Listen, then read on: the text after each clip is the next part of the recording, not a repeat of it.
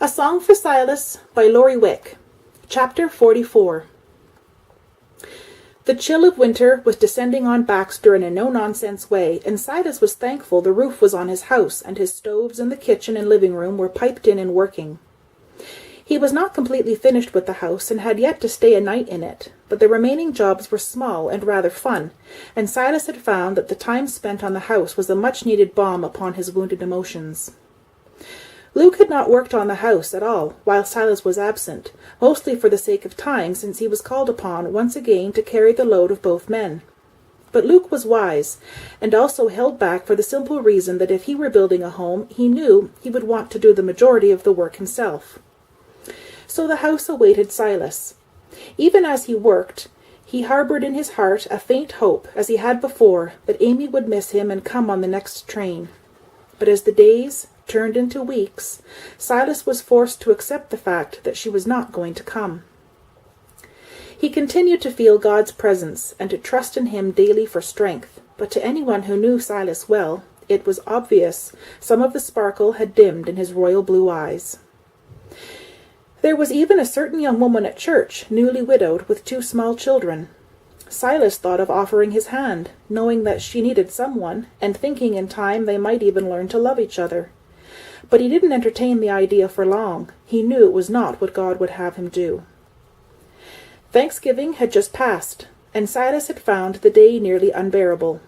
The women were constantly laughing about the changes in their shapes, and Mac was so gentle with Julia that it made Silas's throat ache just to watch them. There were days when he thought he'd made a mistake about the job offer from Frank Chambers, but as always he prayed and God would show him small but sound reasons for staying. The main reason for staying finally came. She arrived by train in Baxter, wearing new clothing from her hat to her shoes. She knew the way to her aunt and uncle's and headed directly there.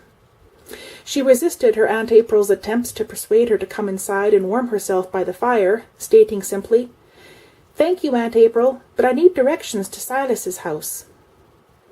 April Nolan wasted no time in asking for explanations, and soon Amy could be seen in the beat-up buggy from the livery, headed out of town with the wind blowing a cold blush on her cheeks. Silas was in one of the upstairs bedrooms when he spotted the rented buggy, with its 1 brown horse, loping over the lightly snow-covered ground. He watched for a moment and almost turned away, until he realized the buggy was not headed to Luke and Christine's, but to his house. Amy was out of the buggy and looking at the huge farmhouse which loomed above her by the time Silas arrived in the yard.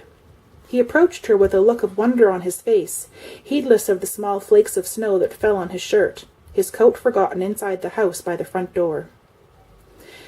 "Your house is beautiful." "Thank you. I'm glad you like it."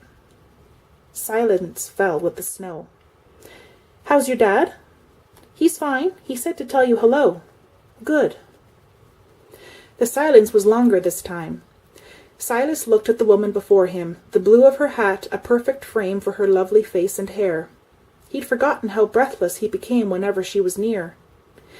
In the same state, Amy drank in his sighs and the way the snow looked on his dark hair.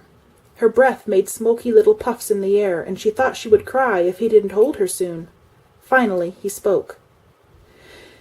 "Amy, I think I'd better tell you, if you're not here for the reason I hope you're here, you'd best say so, because you're about 2 seconds away from being kissed." "Oh, Silas, please don't wait 2 whole seconds." Luke had seen the buggy too, and with innocent curiosity had just rounded the biggest oak to find his brother with a petite blonde crushed in his embrace. It was obvious neither one was aware of the snow covering them, or that the woman's hat lay on the ground beside them. Luke turned and headed back to his own house, hoping Silas would bring her over to meet them. Silas had been back for weeks, but Luke was sure he'd just now arrived home.